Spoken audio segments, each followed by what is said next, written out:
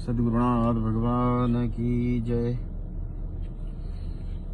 हम लोग 24वें श्लोक के ऊपर चिंतन कर रहे हैं। उसी दे युरु में लोका न कुरिया कर्म चेदम संकरच्य कर्ता शामुपहन्या मिमा प्रजा।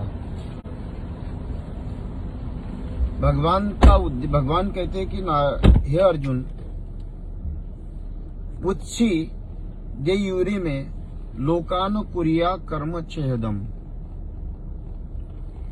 भगवान ये कहते हैं कि मैं अपने जीवन में जो भी कर्म करता हूँ या जो भी लोग हमारे बड़े लोग एक परंपरा डालकर जाते हैं, चाहे साधना की परंपरा है, परिवार की परंपरा है, पति पत्नी की परंपरा है,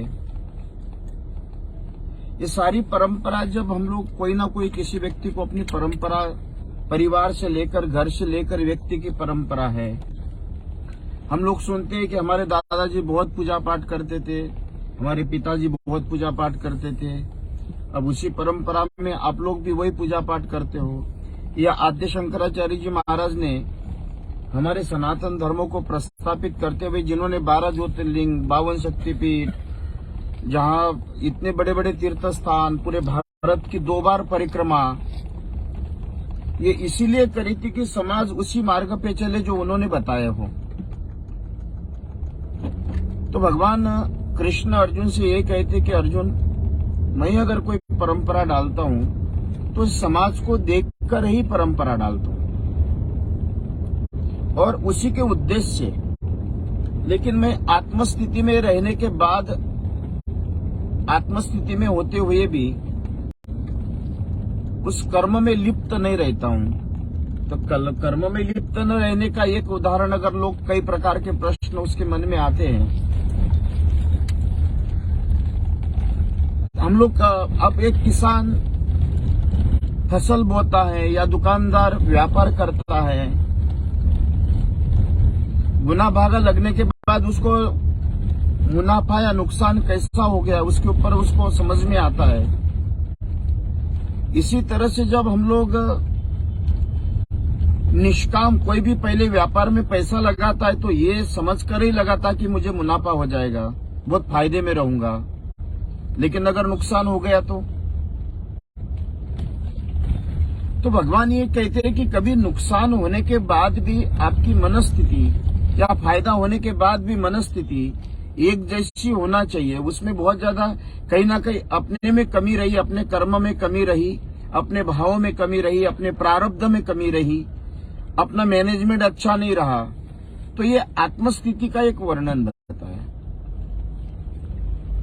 किसी भी प्रकार से आपके जीवन में उतार चढ़ाव जब आते, उस समय अपनी आत्मस्थिति में रहना।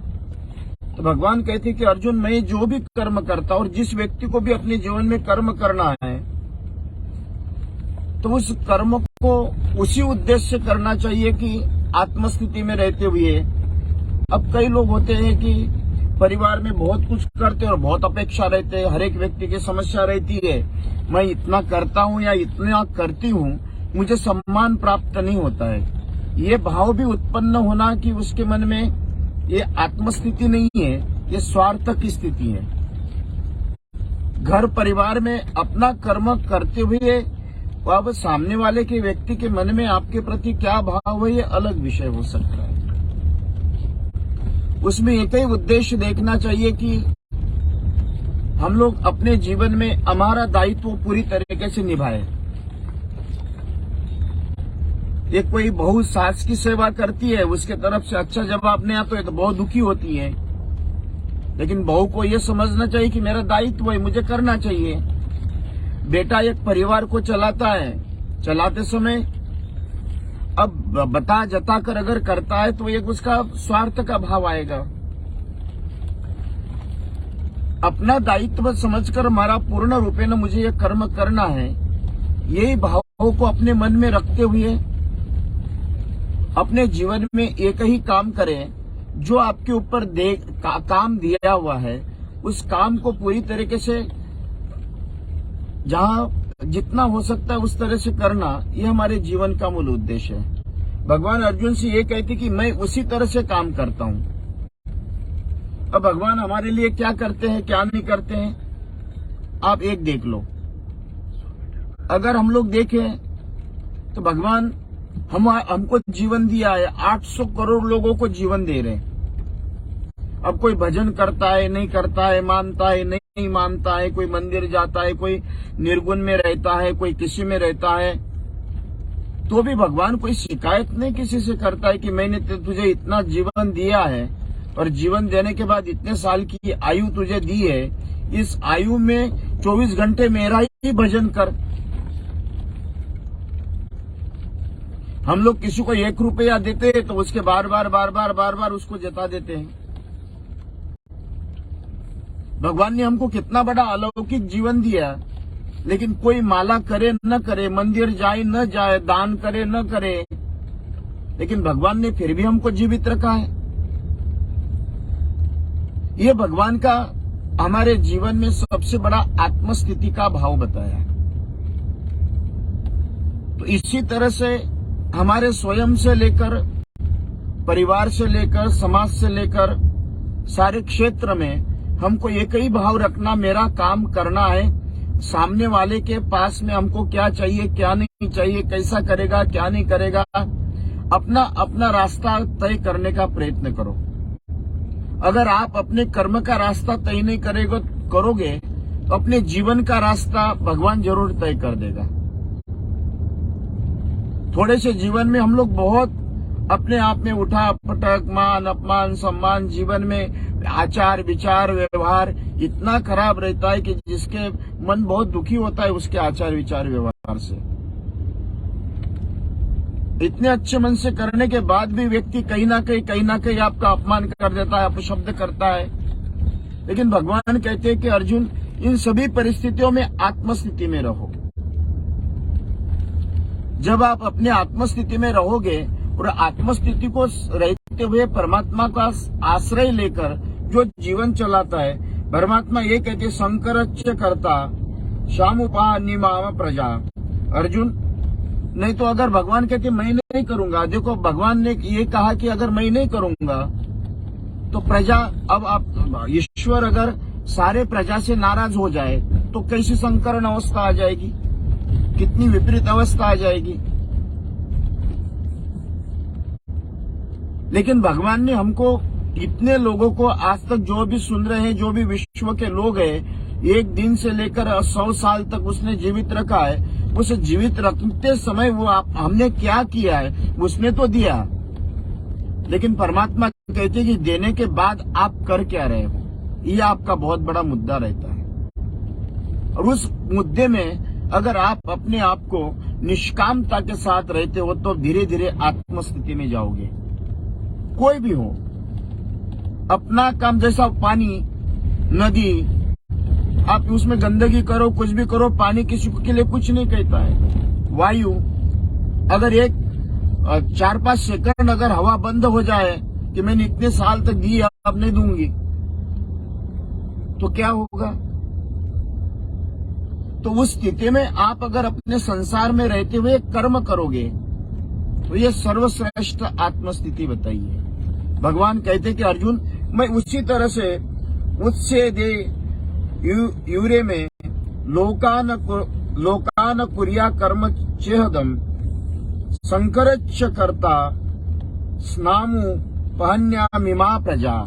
मैं इसीलिए प्रजा को एक धर्म के रूप में, एक मार्गदर्शन के रूप में मैं रास्ता दिखाता हूँ। उस रास्ते में चलते हुए व्यक्ति जब निरंतर उसमें स्थित रहेगा तो उस व्यक्ति आत्मस्थिति में पहुंचेगा। और मैं इसीलिए सारे कर्म करता हूँ। और भगवान ने यही, आप 24वें श्लोक में, 25वें श्लोक में भगवान क्या कहते हैं? भगवान कहते सत्ता कर्मण्य विद्वासो यथा कुर्वन्ति भारता कुर्यादिस तथा सक्तसी चकीर्षि शुलोकर संग्रहम। निष्काम पुरुष जब अपने आचरण को करना चाहिए, जैसा सकाम पुरुष मन के फल में आकांक्षा रखकर कर्म करता है, क्योंकि बारंबार यही परमात्मा बताते हैं कि जितनी भी मनुष्य के जीवन में प्रकार से कर्म करना चाहिए। सारे निर्दिष्ट मार्ग में चलते हुए संसार में भी सन्मार्ग में लगना, ये बहुत बड़ी बात बताई। हमारे जीवन में अच्छे और बुरे दो मार्ग है। बुरे मार्ग में कठिनाई नहीं, लेकिन उसका परिणाम बहुत खराब है। अच्छा मार्ग में कठिनाई जरूर है, लेकिन परिणाम बहुत अच्छा है। अब कोई कहेगा कि मैं विष पीऊंगा, और कोई कहे कि मैं भजना अमृत नाना प्रकार के अच्छे काम करूंगा। इसी तरह से बुरे कर्म, कितने भी जिन लोगों ने बुरे कर्म किए उनसे पूछो कि उसके परिणाम क्या हुआ। इतिहास देखो, रावण ने भी अपने उपदेशों में कहा कि मनुष्य के जीवन में मेरी यह अवस्था है, 14 चौकड़ी राज्य करने के बाद भी मैंने एक अपने जीवन में बुरा कर्म किया, उसका परिणाम ये हुआ कि मेरा पूरा कुल का विनाश हो गया। हिरण्याक्ष, हिरण्यकश्यप, या जो लोग हम लोग अभी जेल में बैठे हुए देखते हैं, वो भी वहां बैठे बैठे ये सोचते होंगे कि हमने बहुत बुरा किया, ऐसा नहीं करना चाहिए था। तो कोई भी कर्म करते समय आपको 10 बार विचार करना चाहिए, और 10 बार विचार करने के बाद जब आप उस निर्णय करते हो, तो उस निर्णय के साथ में आपकी बुद्धि विवेक जागृत रखते हुए इतना ही सोचना चाहिए कि मेरा हर एक क्षण अच्छे कर्मों के साथ जा रहा है। मेरा आचार विचार, रहन सहन, बोलना चलना, खाना पीना, ये सारी की सारी बातें भगवान यही कहते कि अर्जुन, इतना आपके आत्मसात रहते हुए इस श्लोक का अर्थ ये है कि अच्छे मार्ग का आचरण करते हुए उस मार्ग के साथ में चलना। मैंने कई बार रामायणों का, भले ही वो बंदर थे लेकिन राम के साथ चले, लेकिन राक्षस थे, शक्तिवान थे, रावण के साथ चले। जीवन में इतना ही ध्यान रखें कि कायिक वाचिक मानसिक आपके जो भी कर्म हैं, वो कर्म हमने अच्छे के लिए किए हैं। वैसे ऋषि दधीच, उन्होंने अपने परोपकार के लिए शरीर तक दान दिया, क्योंकि उनको पता था कि परमार्थ के लिए जा रहे हैं। हमारे सेना देश की सेवा के लिए लगा रहे, ये उनका लिए सर्वश्रेष्ठ कर्म है। तो जब अपनी आत्मबुद्धि निर्णय करते हुए जब हमारे जीवन में इतना ही ध्यान रखे, लेकिन महाराज कभी कभी कई कर्म ऐसे हैं, जैसे कर्म आग में हाथ लगाओ, कर्म तुरंत जला देता है। कई कर्म तुरंत फल देते हैं, कई कर्म थोड़ी दिन बाद फल देते हैं, कई कर्म कई वर्षों बाद फल देते हैं, और कई कर्म अगले जन्म में फल देते हैं। उनके भी कई प्रकार के कर्मों का विभाजन बताया। तो जब हमारे कर्मों का फल हमको तुरंत मिलता है, कठिनाई, संघर्ष, दुख, नाना प्रकार की बातें होती है, तो उन सभी चीजों में हमको इतना ही ध्यान रखना चाहिए कि हमारे कर्म, भगवान ने यही संकेत और संदेश दिया कि अर्जुन, इतना ही ध्यान रखो कि अपने जीवन में हम लोग अच्छे कर्मों के साथ में हर एक क्षण, भले ही मंदिर में जा रहा है लेकिन अच्छे कर्मों के साथ जा रहा है। नाना प्रकार की निंदा, टीका, टिप्पणी, आरोप प्रत्यारोप, हास प्रहास, सभी प्रकार के कर्म ये आपके जीवन में दुख प्रदान करते हैं। यही जब आपके अंदर विवेक बुद्धि आ जाए, यही जीवन का सर्वश्रेष्ठ कर्म बताया है। मैं आज यहाँ तक ही कहूंगा, रास्ते में हूँ, कल आराम से चर्चा आप सभी के साथ करूंगा। कृष्ण कन्हैया लाल की।